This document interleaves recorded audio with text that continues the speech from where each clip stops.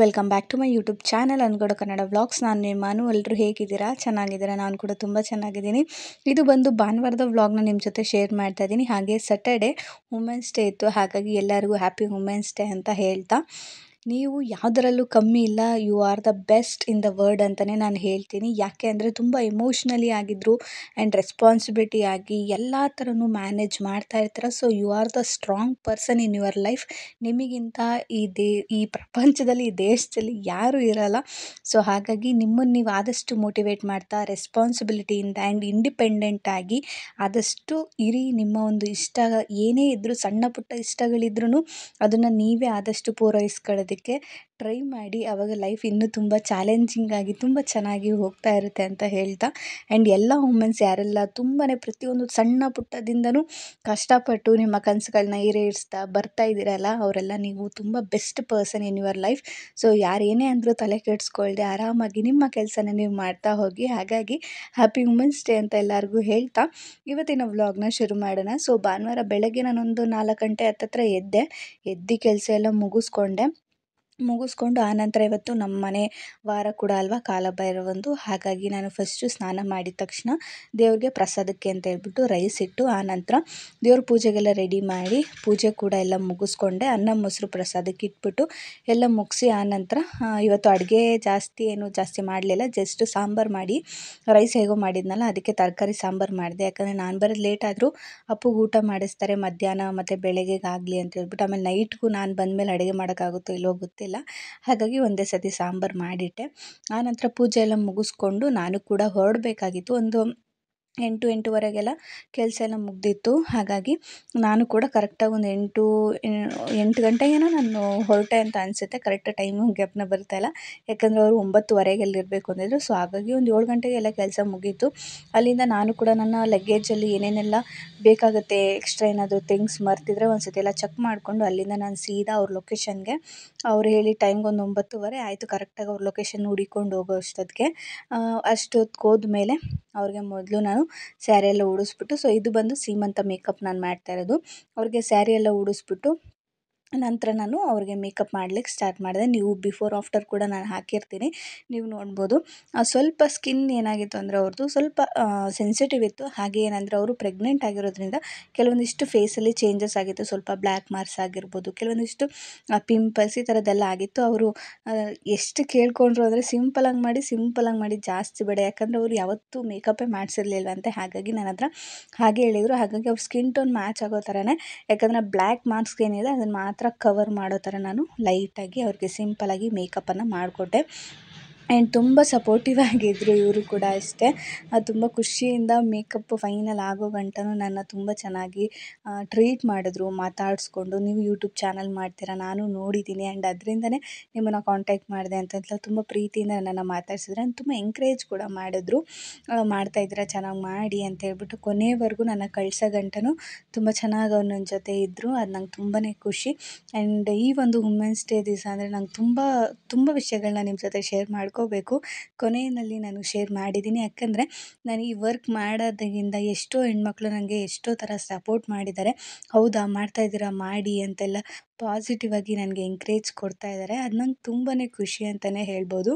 ಅವರು ನಗು ಮುಖದಲ್ಲಿ ನನ್ನ ನಗ್ನಗ್ತಾ ಇರಿಸ್ಕೋತಾರಲ್ಲ, ಅದು ನಂಗೆ ಇನ್ನೂ ಖುಷಿ. ಆ್ಯಂಡ್ ನನ್ನ ಯೂಟ್ಯೂಬ್ ಚಾನಲ್ಗಾಗಿರ್ಬೋದು, ಇನ್ಸ್ಟಾಗ್ರಾಮ್ ಪೇಜ್ಗಾಗಿರ್ಬೋದು ಎಲ್ಲನೂ ಅಷ್ಟೇ, ಮಾಡ್ತಾಯಿದ್ದೀರಾ, ಇನ್ನೂ ಚೆನ್ನಾಗಿ ಮಾಡಿ, ಆದಷ್ಟು ಒಳ್ಳೆಯದಾಗಲಿ ಅಂತ ಹೇಳಿ ಹಾರೈಸ್ತಾರಲ್ಲ ಹೆಣ್ಮಕ್ಳು, ಅದು ತುಂಬಾ ಖುಷಿ. ಯಾರು ಅಷ್ಟು ಸುಲಭವಾಗಿ ಯಾರಿಗೂ ಆ ಥರ ಸಿಗಲ್ಲ, ಆ ಥರ ಹಾರೈಸೋದು. ಹಾಗಾಗಿ ನಾನು ಇಷ್ಟು ದಿವಸ ನಾನು ಏನಂತೀರ ಫಸ್ಟು ಬ್ರೈಡಲ್ ಮೇಕಪ್ಪಿಂದ ಇಲ್ಲಿವರೆಗೂ ಯಾರೆಲ್ಲ ನನ್ನ ಎಂಕರೇಜ್ ಮಾಡಿದ್ರು ಅವ್ರಿಗೆಲ್ಲ ಥ್ಯಾಂಕ್ ಯು ಸೋ ಮಚ್ ಅಂತ ಹೇಳೋಕ್ಕೆ ಇಷ್ಟಪಡ್ತೀನಿ.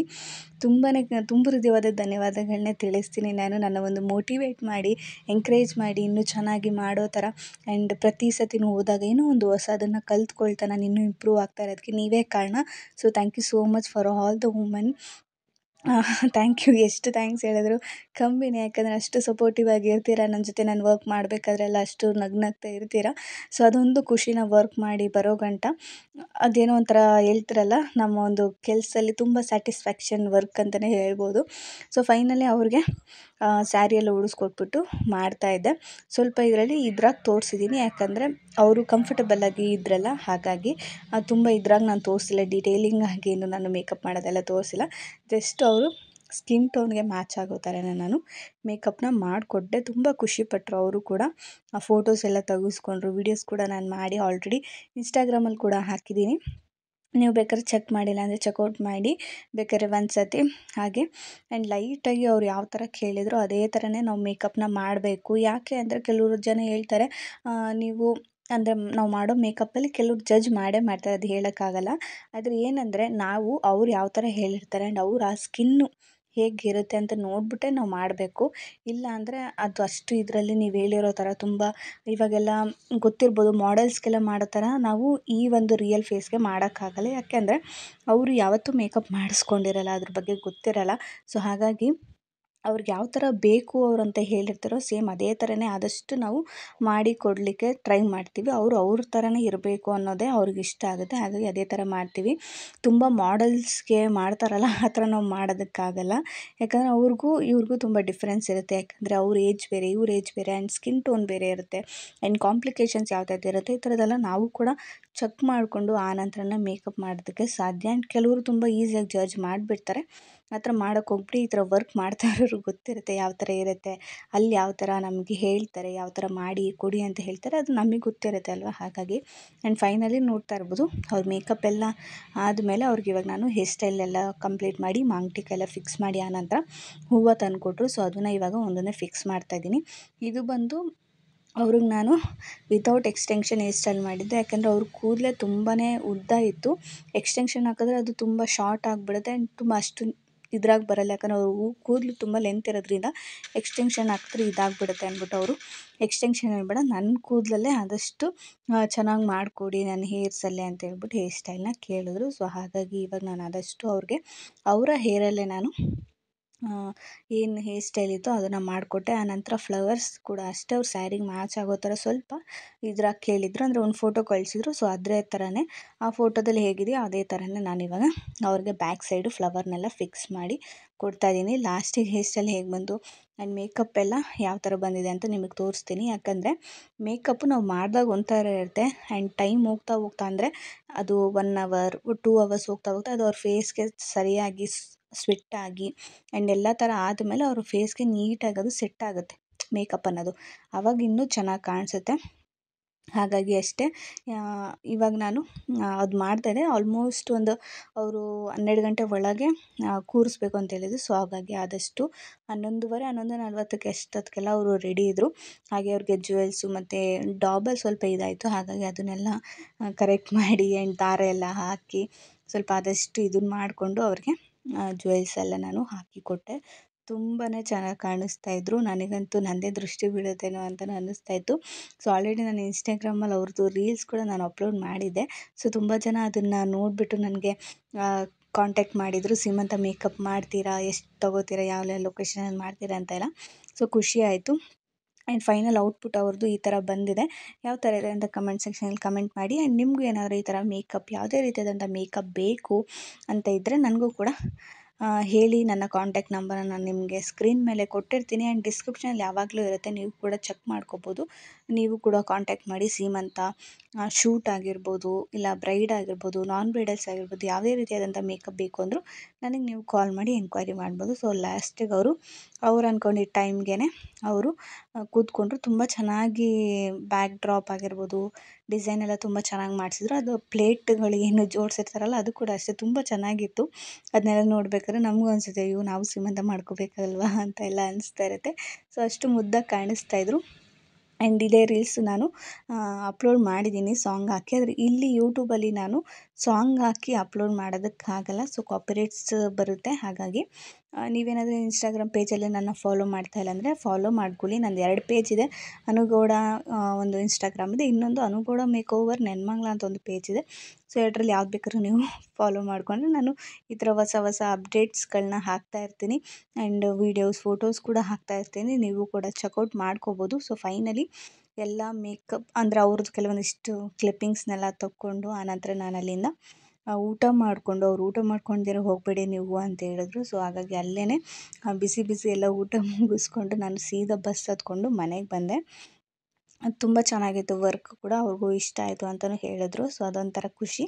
ಅಲ್ಲಿಂದ ಮನೆಗೆ ಬಂದು ಇನ್ನು ಅಪ್ಪು ಜೊತೆ ಸ್ವಲ್ಪ ಹೊತ್ತು ಆಟ ಆಡ್ತಾ ರೆಸ್ಟ್ ಮಾಡಿಬಿಟ್ಟೆ. ನಾನು ಮಲ್ಕೊಬಿಟ್ಟೆ. ಸ್ವಲ್ಪ ಬ್ಯಾಕ್ ಪೇನ್ ಇತ್ತು ಒಂದು 3 ಬಸ್ಸು ಹತ್ತಿ ಇಳಿಯೋ ಅಷ್ಟೊತ್ತಿಗೆ.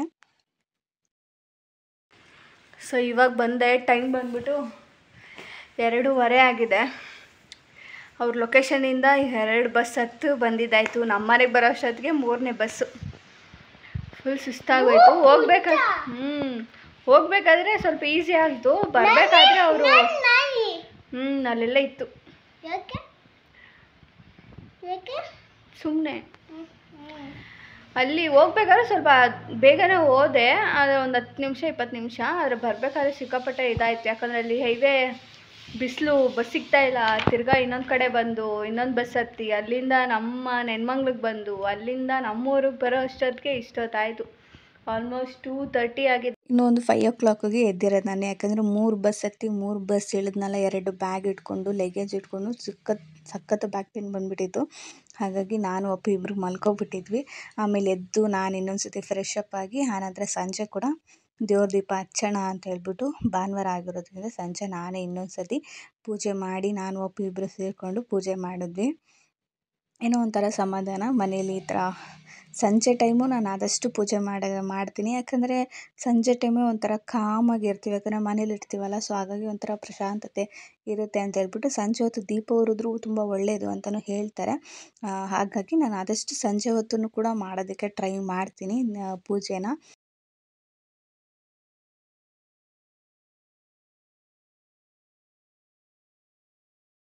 ಸೊ ಇವಾಗ ಒಂದು ಸತಿ ಫ್ರೆಶ್ ಅಪ್ ಆಗಿ ದೀಪ ಹಚ್ಚಿ ಕಡ್ಡಿ ಹಚ್ಚಿದೆ. ಸಂಜೆ ಹೊತ್ತು ದೇವ್ರ ಮನೆಯಲ್ಲಿ ದೀಪ ಉರಿತಾರೆ ನೋಡಿದ್ರೆ ಏನೋ ಒಂಥರ ಸಮಾಧಾನ, ಪೀಸ್ ಅಂತ ಅನಿಸುತ್ತೆ. ನಾವು ಎಷ್ಟೇ ಕಷ್ಟಪಟ್ಟು ಕೆಲಸ ಮಾಡಿಕೊಂಡು ಒಳಗೆ ಬಂದ ಮೇಲೆ ಈ ಥರದೊಂದು ಪೀಸಾಗಿ ಒಂದು ದೀಪ ಹಚ್ಚಿ ಇರ್ತೀವಲ್ಲ, ಆ ಲೈಫೇ ಏನೋ ಒಂಥರ ಬೇರೆ, ಇದಕ್ಕಿಂತ ಲೈಫ್ ಇನ್ಯಾವುದೂ ಇಲ್ಲ ಅಂತಲೂ ಅನಿಸುತ್ತೆ ಅಲ್ವಾ.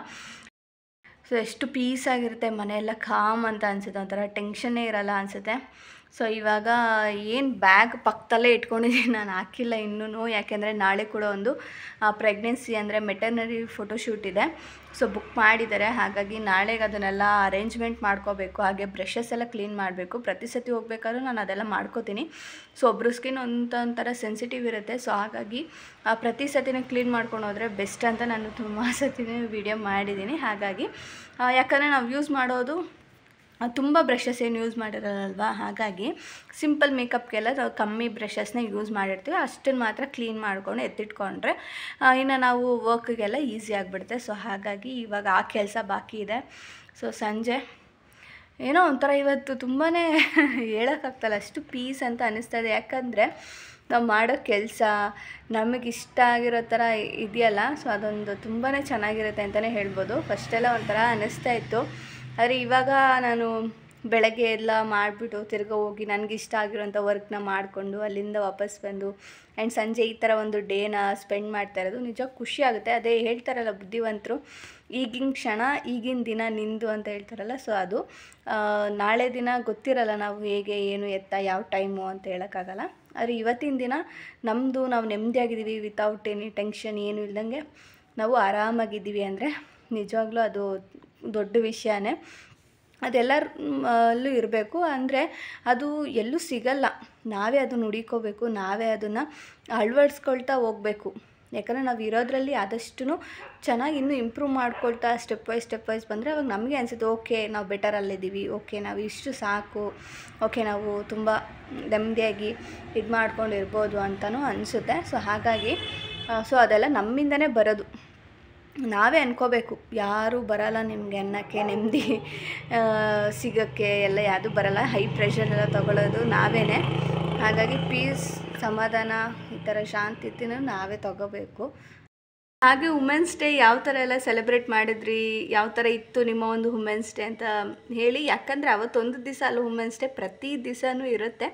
ಯಾಕಂದರೆ ಹೆಣ್ಮಕ್ಳು ಪ್ರತಿ ದಿವಸನೂ ಹೋರಾಡ್ತಾಳೆ ಅವಳ ಒಂದು ಸಂತೋಷಕ್ಕೆ, ನೋವಿಗೆ, ರೆಸ್ಪಾನ್ಸಿಬಿಲಿಟಿಗೆ, ಆ್ಯಂಡ್ ಏನೋ ಒಂದು ಮಾಡಬೇಕು ಅನ್ನೋದು ಪ್ರತಿಯೊಂದು ಇರುತ್ತೆ. ಅವಳ ಮನೆ ಕೆಲಸದಾಗಿರ್ಬೋದು.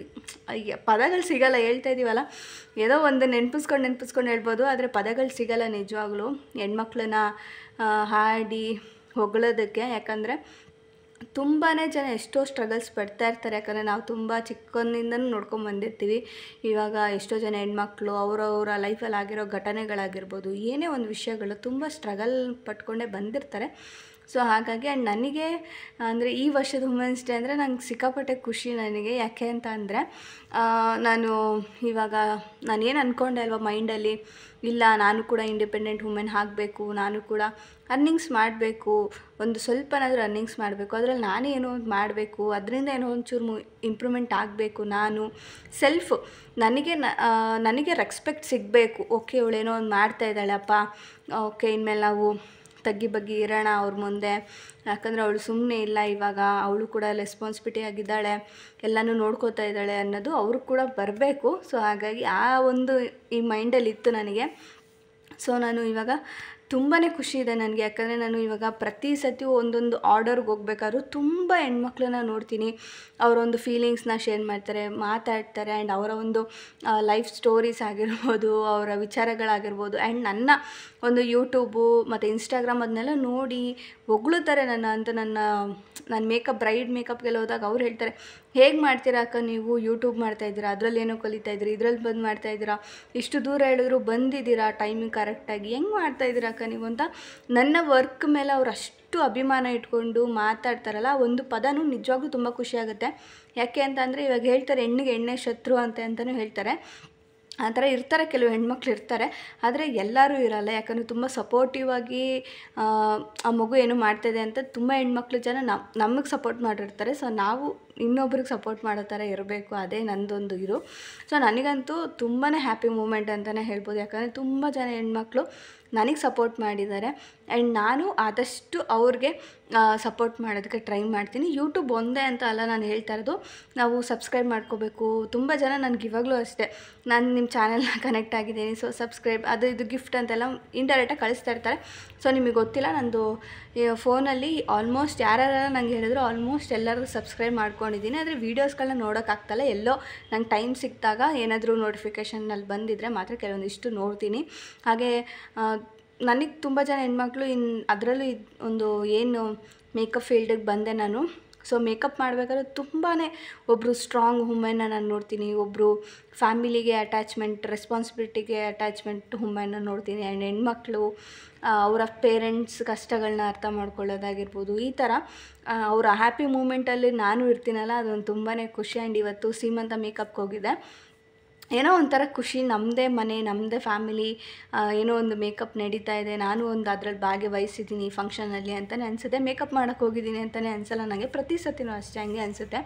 ಸೊ ನಾನು ಬ್ರೈಡ್ ಮೇಕಪ್ಗೆ ಹೋದರೂ ಅಷ್ಟೇ, ಅಯ್ಯೋ ಇವ್ರು ನನ್ನ ಸಿಸ್ಟರ್ಸು, ಅವ್ರ ಮದುವೆ ಹೋಗ್ತಾಯಿದ್ದೀನಿ, ಮೇಕಪ್ ಮಾಡಬೇಕು, ಚೆನ್ನಾಗಿ ಮಾಡಬೇಕು, ಏನೇ ಇದ್ದರೂ ಸಣ್ಣ ಪುಟ್ಟದ್ದು ಏನೇ ಇದ್ದರೂ ನಾನೇ ಮಾಡಬೇಕು, ಈ ಥರದ್ದೆಲ್ಲ ನನ್ನ ಥಾಟ್ ಮೈಂಡಲ್ಲಿ ಓಡ್ತಾನೆ ಇರುತ್ತೆ.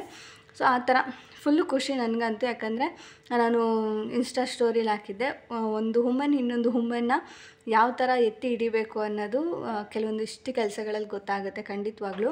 ಅದರಲ್ಲಿ ಒಂದು 10 to 20% ಅಷ್ಟೇ ಈ ಥರ ಆಡ್ಕೊಳ್ಳೋದು, ಅವ್ರನ್ನ ಇದು ಮಾಡೋದು, ಬಿಟ್ಟರೆ ಇನ್ನು 80% ಅಷ್ಟು ಇವಾಗ ಆ್ಯಂಡ್ ಜನ್ರೇಷನ್ ತುಂಬಾ ಮುಂದೆ ಬರೆದಿದೆ. ಸೊ ಅವ್ರಿಗೂ ಗೊತ್ತಿರುತ್ತೆ ಯಾವ ಥರ ನಾವು ಸ್ಟ್ಯಾಂಡ್ ತೊಗೋಬೇಕು, ಆ್ಯಂಡ್ ಇನ್ನೊಬ್ರಿಗೆ ಎಷ್ಟು ಸಪೋರ್ಟ್ ಮಾಡಬೇಕು ಅಂತ ತುಂಬಾ ಗೊತ್ತಿರುತ್ತೆ. ಹಾಗಾಗಿ ನನಗಂತೂ ತುಂಬ ಖುಷಿ ಇದೆ. ಸೊ ಹಾಗಾಗಿ ಇನ್ನೊಂದು ಸತಿ ಅಲ್ಲ, ಪ್ರತಿ ದಿವಸನೂ ನೀವು ಹ್ಯಾಪಿ ವುಮೆನ್ಸ್ ಡೇನ ಸೆಲೆಬ್ರೇಟ್ ಮಾಡ್ಕೊಳ್ಳೇಬೇಕು. ಅಂದರೆ ವುಮೆನ್ಸ್ ಡೇ ಹ್ಯಾಪಿಯಾಗಿ ಸೆಲೆಬ್ರೇಟ್ ಮಾಡ್ಕೋಬೇಕು. ಹಾಗಾಗಿ ಹ್ಯಾಪಿ ವುಮೆನ್ಸ್ ಡೇ ಎಲ್ಲರಿಗೂ.